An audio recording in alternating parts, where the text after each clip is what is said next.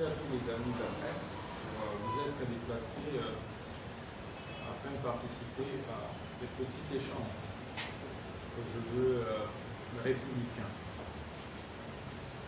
Donc, n'hésitez pas à me poser toutes sortes de questions parce que, comme vous le savez, c'est devenu une routine pour nous d'avoir de temps en temps des entretiens comme ça avec les amis de la presse pour brosser, passer en revue les différentes questions d'actualité du pays. Et donc aujourd'hui, comme annoncé, nous allons essayer d'épiloguer autour de la problématique des réformes électorales en cours, dont la loi Lukundula qui est en cours d'examen à l'Assemblée nationale. Nous allons essayer de brosser la problématique de la proposition de notre compatriote Noël Tchani sur la communauté. Nous allons également essayer d'aborder la problématique de l'éruption volcanique de Nyiragongo. Nous allons peut-être voir dans quelle mesure aborder au passage la question de la destitution du gouverneur de la province de Lomami. Et donc, telles sont en luminaire les différentes questions que nous allons effleurer, mais vous êtes autorisés, bien sûr, à poser d'autres questions que vous estimez utiles et dont pour lesquelles vous attendez des réponses précises de notre part. Et donc, comme vous le savez, NOGEC, c'est-à-dire Nouvelle Génération pour l'émergence du Congo, a été créé depuis 2014 et nous travaillons de manière acharnée depuis pour le renouveau de la classe politique. Mais avant toute chose, nous allons devoir observer une des séances avec vous en mémoire du patriarche qui vient de nous quitter depuis ce matin. C'est une grande perte pour la République. C'est la perte de toute son nation, mais aussi et surtout de la communauté Songé qui est en deuil, en perdant à travers la disparition de ce chevronné politique, de ce baobab, de ce vertébrés. Donc je vous prie humblement de nous accorder le temps d'observer une minute de silence pour quelqu'un que nous avons connu et pour qui nous gardons de très bonnes impressions. Et donc la dernière image que je garde de lui, c'est lorsqu'il constituait l'union sacrée et il avait pour mission de nous approcher, de nous FCC, alors c'était avec beaucoup d'humilité qu'il s'était déplacé vers moi et ça m'a beaucoup marqué. Ça m'a beaucoup marqué. Nonobstant, malgré ma réponse qui n'était pas favorable à ses attentes, mais il est resté très humble, mais aussi attentionné à celle que moi j'ai vu à midi. Et pour ça, je vous prie, mesdames et messieurs, que nous puissions observer une minute de silence en son mémoire.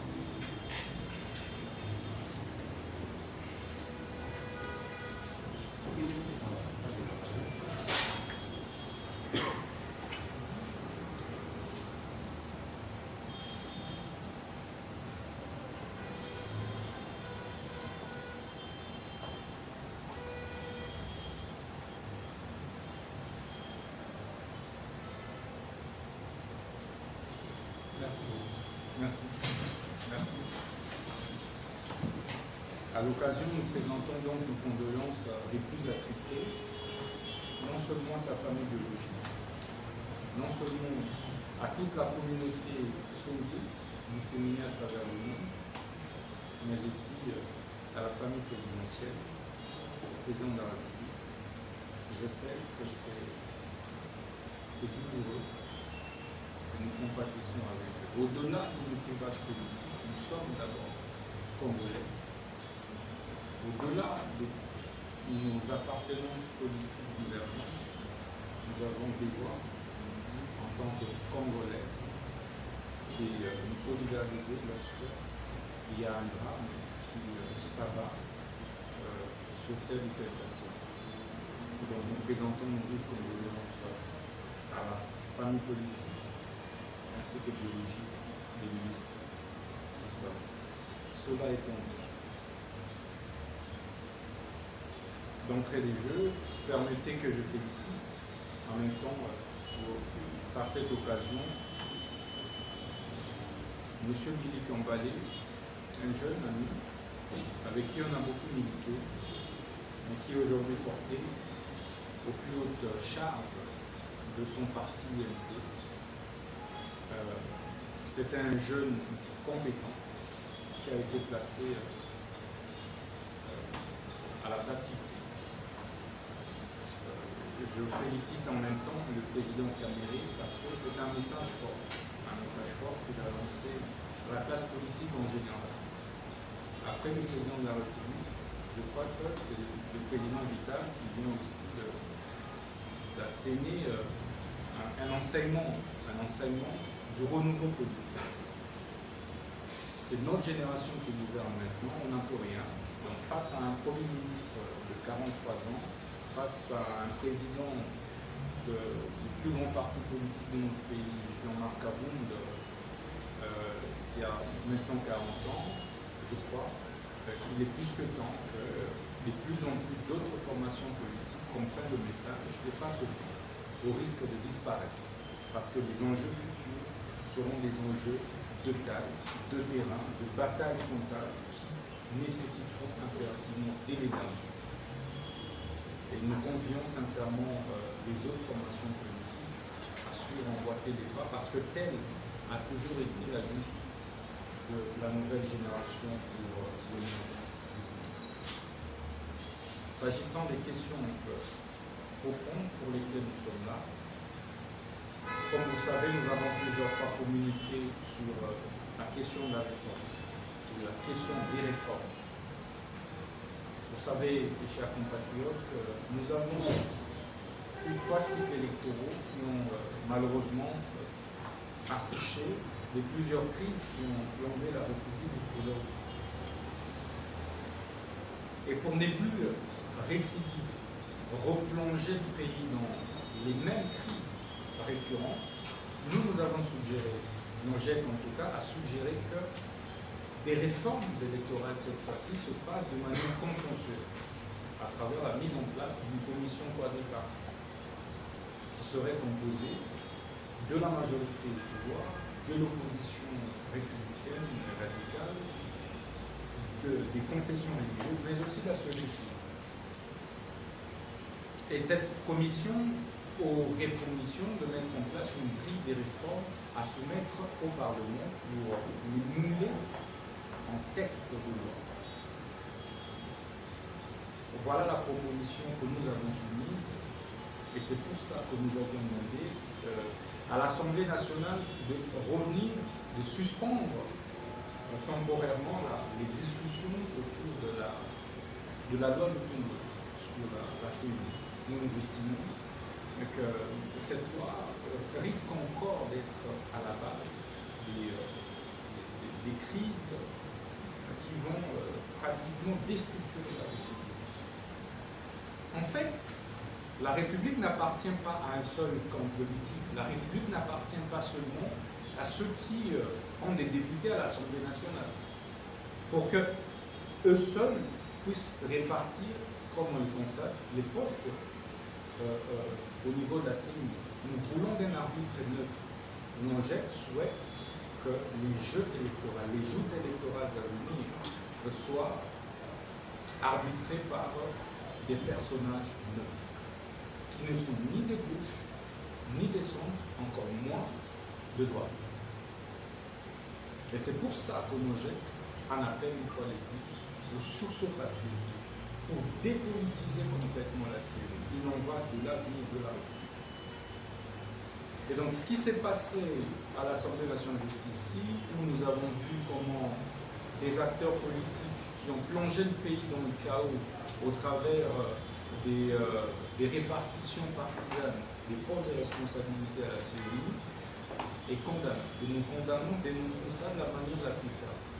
Écoutez, ignorer aujourd'hui que NOJEC est une force politique dans ce pays, alors c'est une grosse erreur. Ignorer que Martin Fayulu est une force politique non négligeable dans ce pays est une grosse erreur. ignorer que Mouzito est une force politique dans ce pays est une erreur.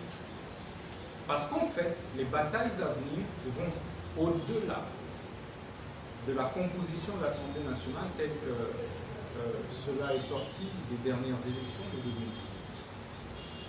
Pour l'avenir, il est important de tenir compte de toutes les forces politiques en présence, et non seulement des forces politiques représentées à l'Assemblée nationale. Et c'est pour ça que Nogel en appelle vivement au sursaut patriotique de la part de nos compatriotes qui sont actuellement au pouvoir, mais aussi qui sont représentés à l'Assemblée nationale. Faute de quoi, nous allons être obligés d'organiser un premier grand sitting. Je crois que le calendrier va être donné à partir de la semaine prochaine. Nogel va se déployer dans la rue pour arrêter ces manœuvres, mais aussi, à travers ces mobilisations, Nogel n'hésitera pas un seul instant de faire appel à d'autres forces politiques de l'opposition pour exiger le consensus autour des questions de réforme. Au jour d'aujourd'hui, de plus en plus, il y a une nécessité d'un mini-dialogue autour des réformes. Donc, Nogel en appelle à un mini-dialogue autour des réformes électorales. Parce que vous-même, vous vous êtes rendu compte, il y a des questions qui déchirent. Nous allons l'aborder au deuxième point, notamment la question de la congruité.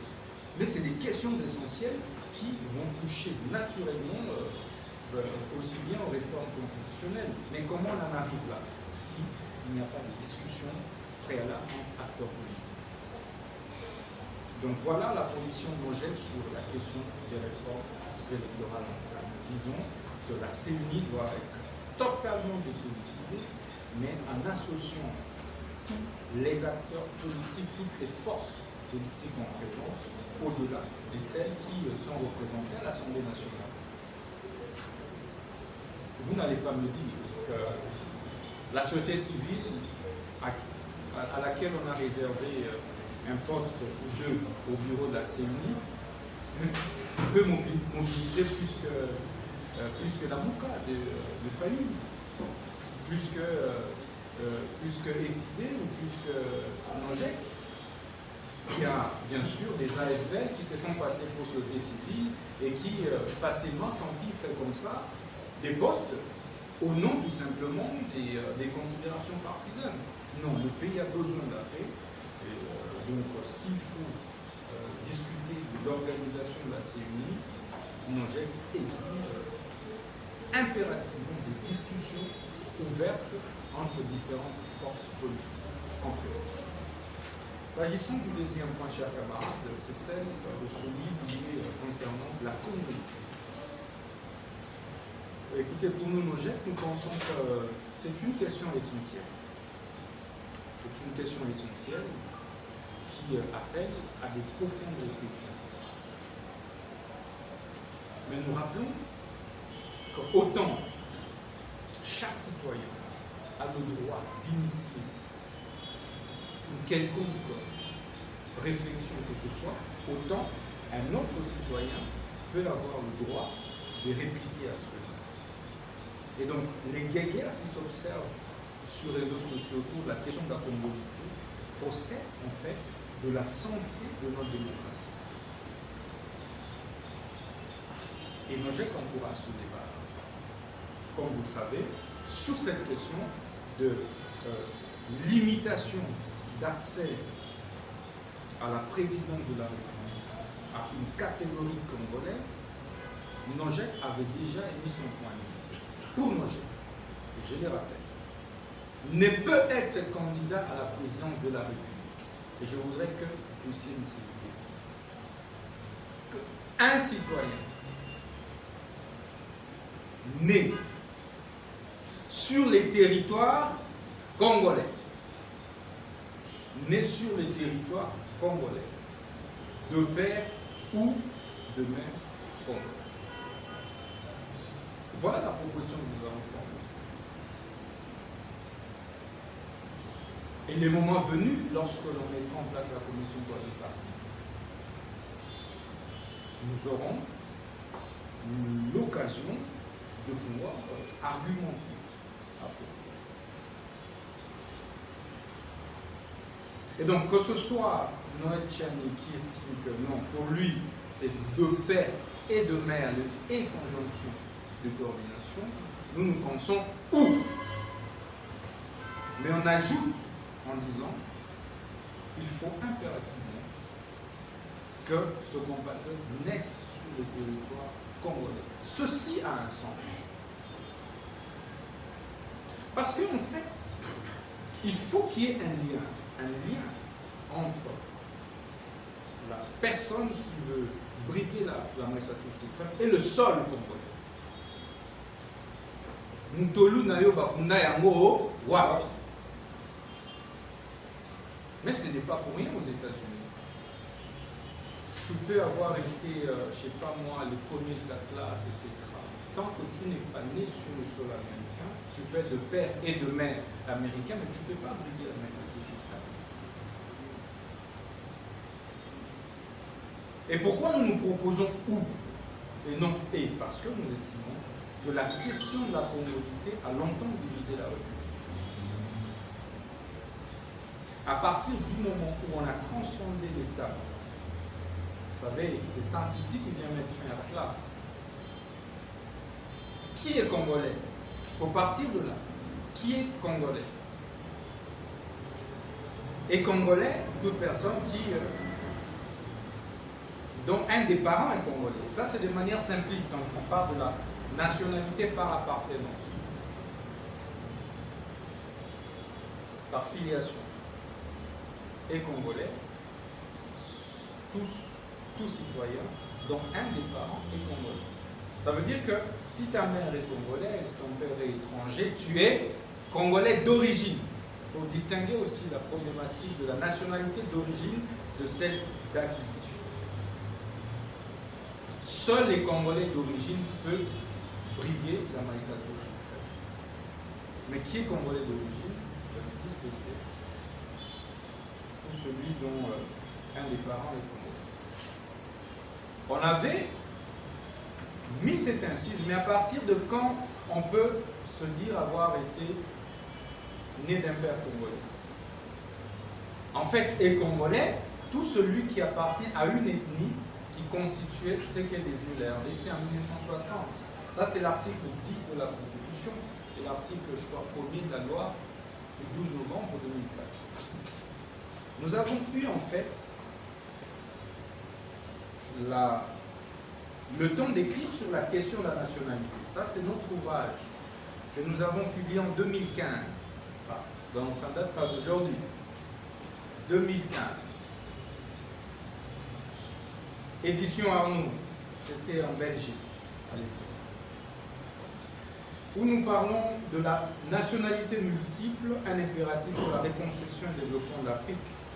Analyse juridique et perspective d'une réalité incontournable en République démocratique du Congo. La deuxième édition de cet ouvrage est déjà disponible, où nous essayons maintenant de manière claire d'actualiser l'ouvrage en abordant précisément la question de la nationalité. Donc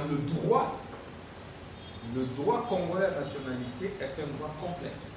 Il ne faut pas confondre la question de la nationalité de celle des conditions d'accès à certains postes de responsabilité. C'est la notion que parfois certains compatriotes confondent. Il y a une nette distinction à faire. Même Tchani ne dit pas que tel ou tel n'est pas congolais. Non, non. Quand je suis Noël Tchani, il dit oui, tel peut être congolais, mais pour accéder à la magistrature suprême, il faut. Mais il est libre de mettre ce point de vue. Les autres aussi peuvent émettre leur point de vue, comme Noger a émis son point de vue, seulement en dégageant les avantages, les pour et les contre. Et nous estimons qu'à partir du moment où on est sur le sol congolais, d'un père ou d'un mère congolais, on a le droit de briguer certains postes de responsabilité. Pourquoi? Parce qu'en fait, la question de la congolité a démontré ses limites. La plupart des bons dirigeants à travers le monde ont été binationaux. La plupart des grands dirigeants au monde ont été binationaux.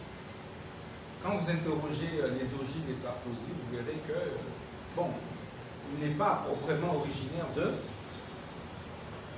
de la France. Vous avez l'ancien Premier ministre de François Hollande, le tout dernier. Valls. Oui, après, Valls est même rentré, c'était en Espagne, c'était en Barcelone. Voilà, Barcelone.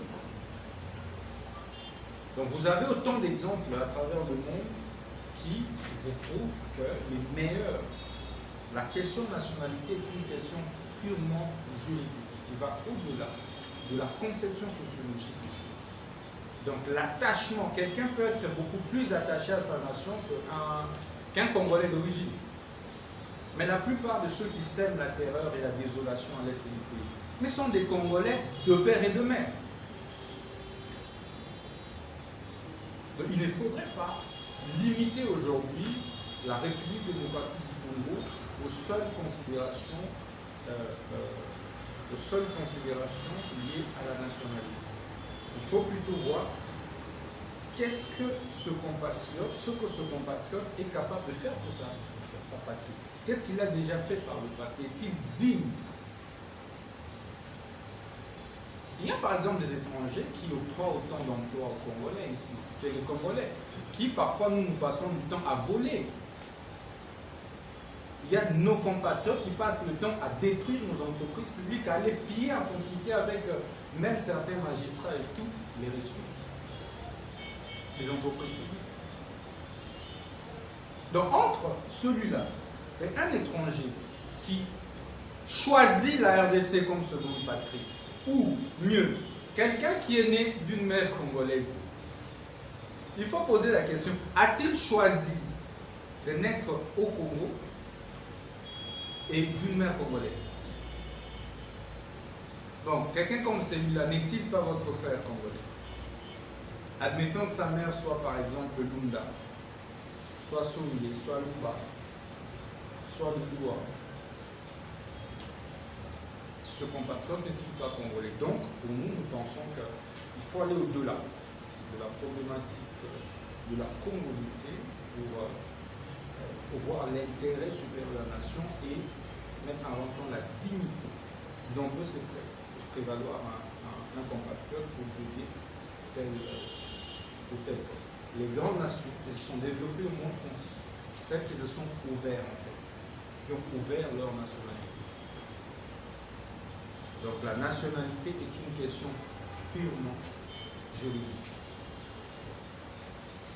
Il ne faudrait pas chercher à la rendre sociologique. Nous allons, pour votre information, dans les prochaines semaines, encore vous inviter à la présentation de notre ouvrage, deuxième édition, sur la double nationalité comme étant un impératif pour le développement de la République démocratique du Congo. Je crois que c'est dans 2-3 semaines que nous allons présenter ça à la presse. Troisième point, mes amis. S'agissant du troisième point que nous avons voulu aborder avec vous, c'est celui concernant l'éruption volcanique de Nyiragongo. Nojek l'a dit, nous ne revenons plus sur ce que le gouvernement aurait dû faire. Nous exhortons le gouvernement à mettre des moyens à la disposition de l'observatoire volcanologique pour travailler sur les préventions à venir, pour approfondir des recherches à propos. Mais aussi, il faut envisager rapidement le réaménagement de la ville de Goma. Il faut isoler la population de la zone de volcan. Il faut vraiment éloigner de sorte que à la prochaine, il n'y ait plus autant des dégâts, autant des pertes en vies humaines telles que nous.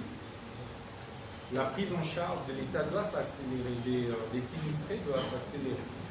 Donc le gouvernement doit accélérer le cantonnement, la prise en charge de nos compatriotes qui sont victimes de cette éruption volcanique.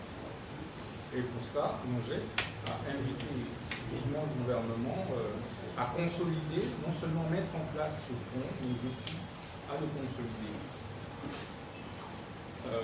En évitant des récupérations politiciennes. Il ne faudrait pas que, pendant que des gens sont en train de souffrir, il y ait des compatriotes qui puissent faire des récupérations politiciennes. Ce n'est pas le moment pour les uns, encore moins les autres, de venir chercher à faire de la propagande politicienne à travers un drame comme celui-ci.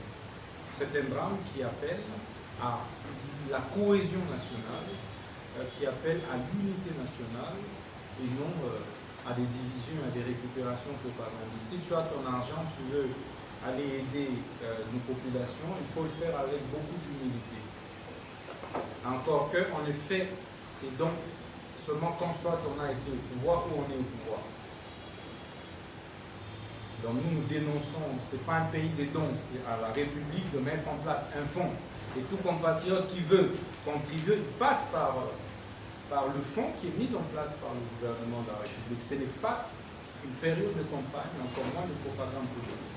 Voilà pourquoi Nogec s'est abstenu de toute donation pendant cette période. Les récoltes que nous sommes en train de faire en interne, nous allons les verser dans ce fonds qui est créé officiellement par le gouvernement. En fait, une république ne doit pas être une république bananière, où chacun peut se réveiller et puis faire ce qu'au bon lui semble. Une république ordonnée a des institutions régulièrement établies, une république ordonnée, en pareille occasion, s'organise et tous les compatriotes se mettent autour pour essayer de soutenir et venir en aide nos compatriotes. C'est donc pas le moment de pouvoir faire des concurrences de milliards et des millions. Il y a des millions, non, ce n'est pas le moment. Le moment n'est pas indiqué. Quitte à la gestion de ce fonds-là, ben, là c'est une autre question.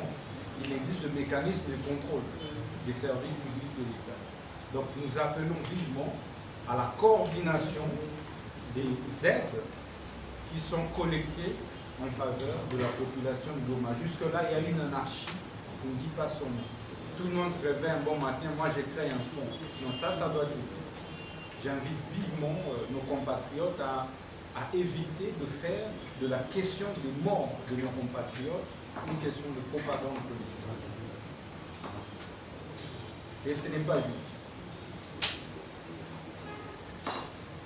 Mais en même temps, Nogec invite vivement le gouvernement à prendre ses responsabilités. Ça veut dire qu'à la place des privés, à l'absence ou à la place des privés, l'État congolais doit prendre ses responsabilités.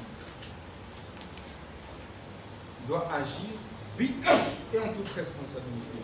Jusque-là, c'est défaillant. Jusque-là, les services sont défaillants. La population est meurtrie et laissée pour compte. L'aide de l'État tarde à venir et c'est anormal.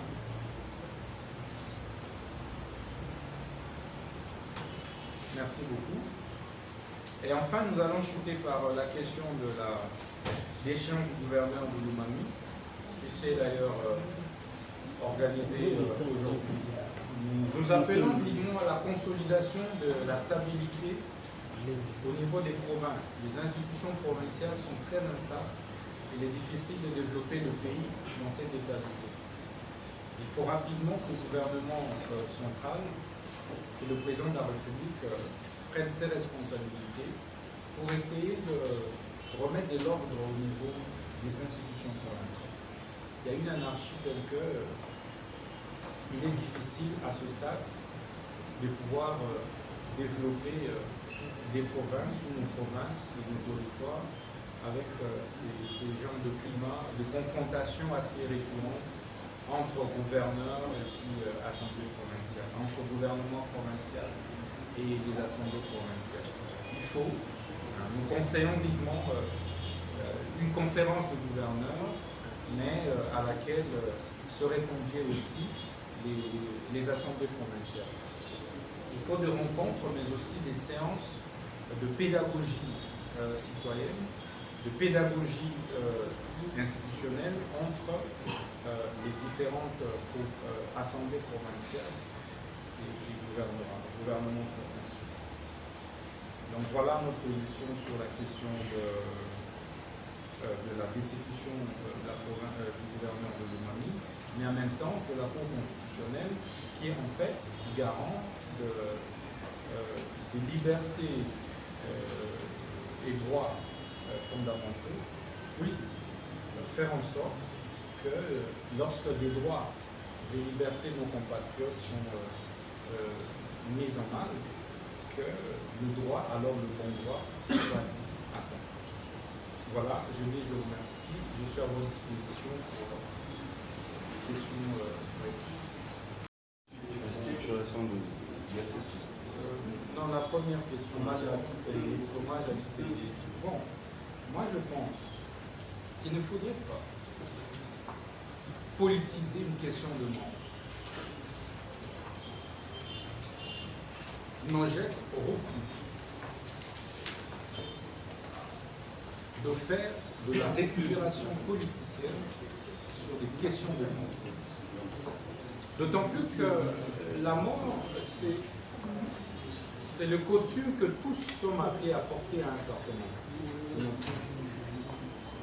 Nous allons nous tous passer par là. Et à partir du moment où il y a un de nos compatriotes qui est décédé, nous avons l'obligation, et surtout de l'acabit de quitter les leçons, nous avons la responsabilité de nous inscrire devant sa mémoire. Pour autant que, bien sûr, le jour où moi aussi, je porterai cet habit, vous aussi, vous inclinerez devant moi. Vous ne choisirez pas que j'étais de l'opposition de la majorité. Et ceux qui se réjouissent contre sa mort, mais nous passons aussi par la même voie. Et peut-être que c'est demain. L'homme n'est ni l'heure ni le jour.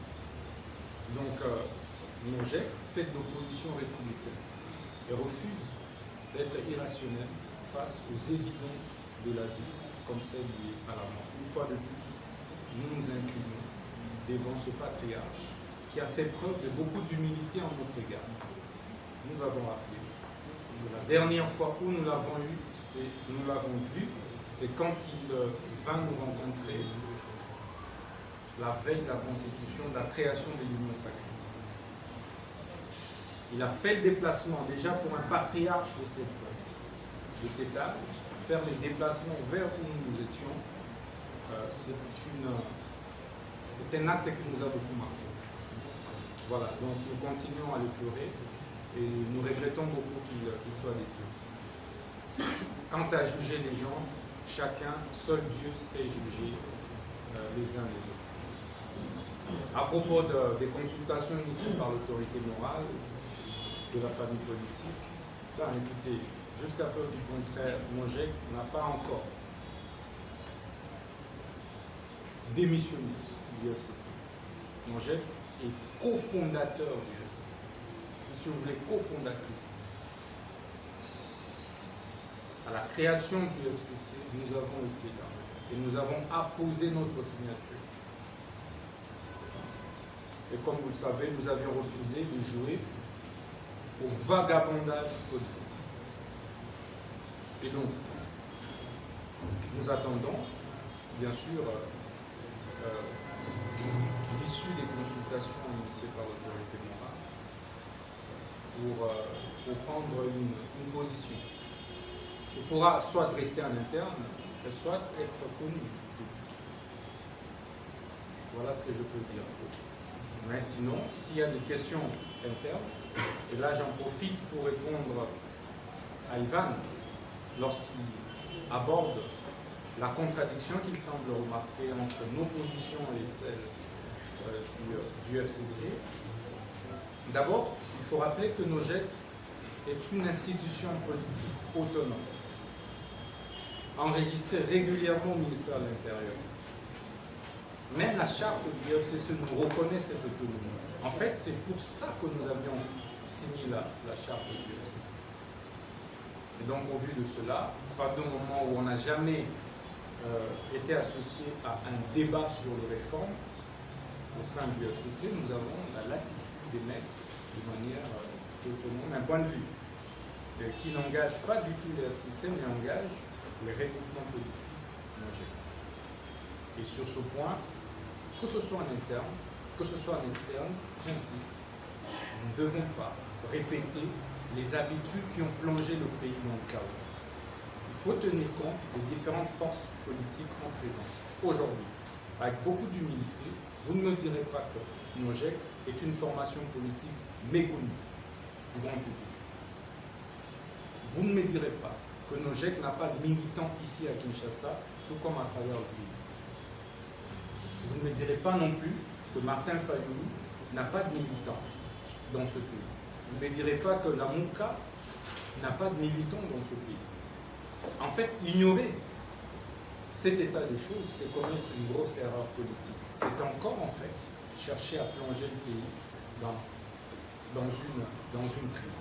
Parce que le jour où nous tous nous allons nous dire « Ok, nous organisons un sit-in devant le Parlement », je ne pense pas qu'il y aura une seule place où un député passera pour voter une loi. Parce qu'il est une évidence que nous avons réussi à construire notre leadership dans le temps. Et il y a quand même une frange de la population qui nous écoute.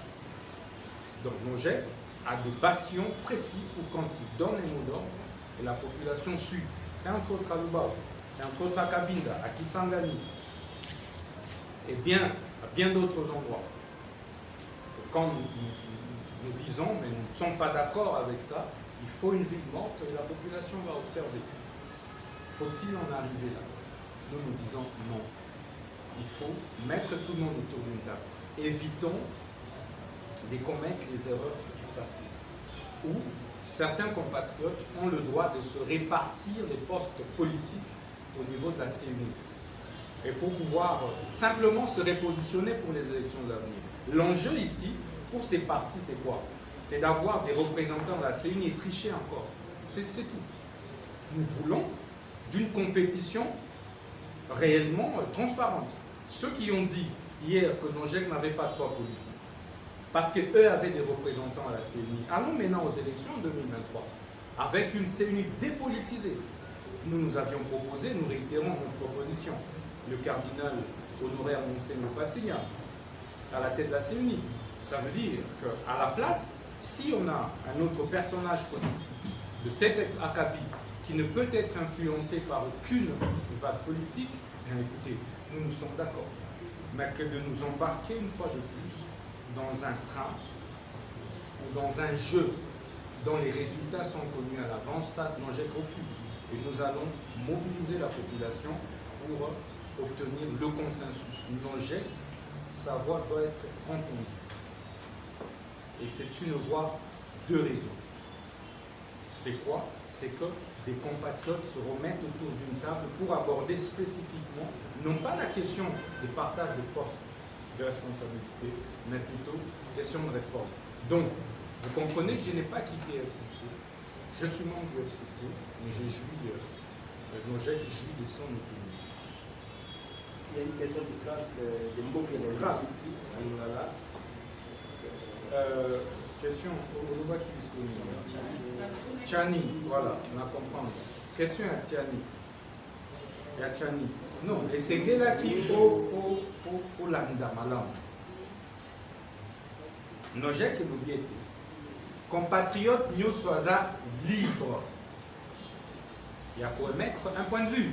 Au nom, il y a droit, il y a liberté, il y a pensée et expression.